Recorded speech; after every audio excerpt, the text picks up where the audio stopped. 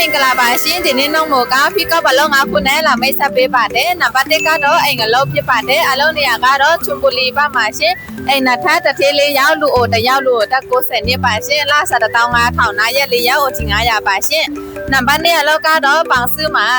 စားတောက်ဆိုင်မိဖို့ကြောင့်ကို13000နာရက်လေးရောက်အချင်း900ပါရှင်အလုံးချိန်ကတော့နေ့လေ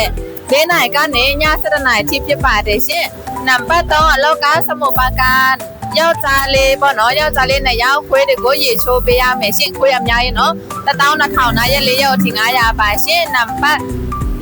4အလောက်ကဝဆလာဖုန်အလောအိနာထတဲ့ချင်းနဲ့ရောက်ခွေးရနှကောင်လာ13000နာရက်လေးရောက်အထိ900ပါရှင်နံပါတ်5အလောက်ကတော့စမုတ်ပါကန်အလောအိနာထတဲ့ချင်းနဲ့ရောက်ပါခွေးရတော့ရှိမယ်အတော့ပြန်ခေါ်မယ်နော်စမုတ်ပါကန်တရက်ကို600ပတ်ပေးပါတယ်ရှင်စိတ်ဝင်စားတဲ့ဆိုလာဖော်လေး18လစမလို့ရတယ်စမပိဒါဆိုစမနံပါတ်ရေးလာပေးပါရှင်ရောင်းတော့စမကျေးစချင်းပေးစမလို့เนาะကျေးဇူးတင်ပါတယ်ရှင်